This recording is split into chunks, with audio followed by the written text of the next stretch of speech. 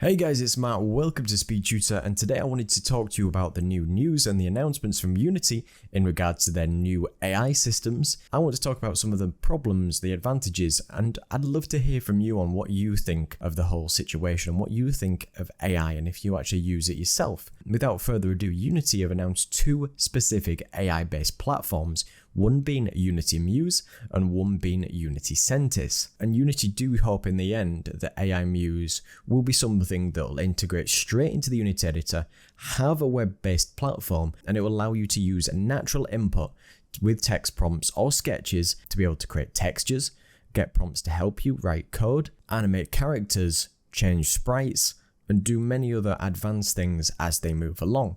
And the video in the background does show some of those core features, but they do have a Muse chat which is currently in closed beta.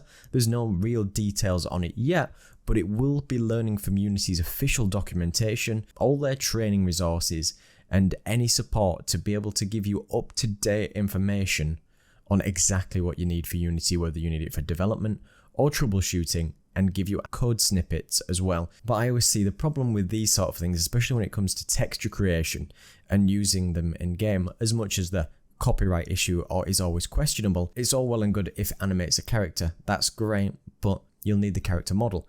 It already needs to be rigged, you need some knowledge in there, and if it just uses a generic rig, I suppose that's fine. If it creates textures, I suppose that is fine. If you need a repeatable texture for a terrain or something simple in that regard, will it create physically based textures?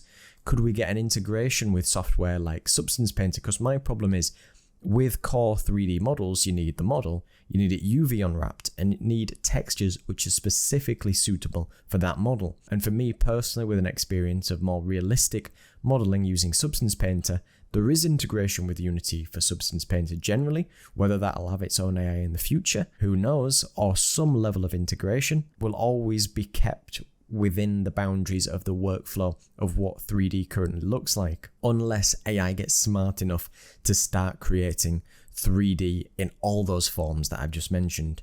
Who knows, but I guess it's a good start if it's natively in Unity and gets from the documentation.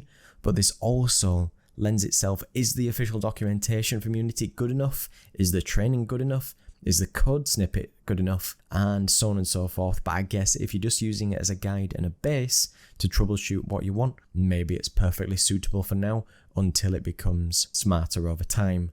And then the other thing is Unity Sentis, which they suggest will be a game changer because it bridges neural networks and allows for using this in Unity runtime. And this is across every single platform that you can imagine, whether that's console, PC, mobile, or on the web. And it doesn't have any overhead for latency or you're having to host it in the cloud or anything like that.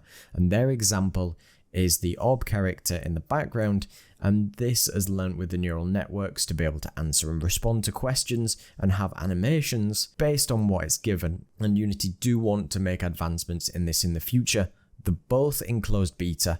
Whether we'll see them outside of closed beta, who knows, because I'm sure as everybody who follows Unity, a lot of amazing projects get started and they get dropped with a drop of a hat because it's just something that they move on to something else. You could also say, is AI going away?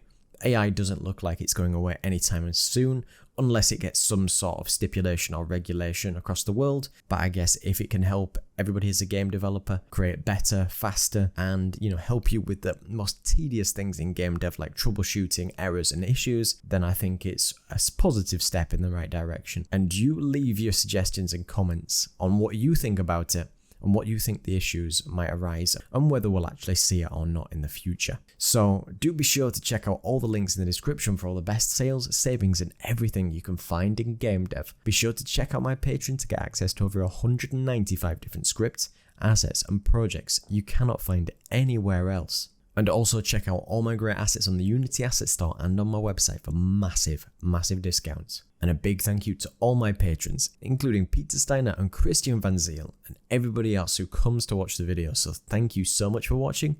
Don't forget to like, comment, and subscribe. Cheers.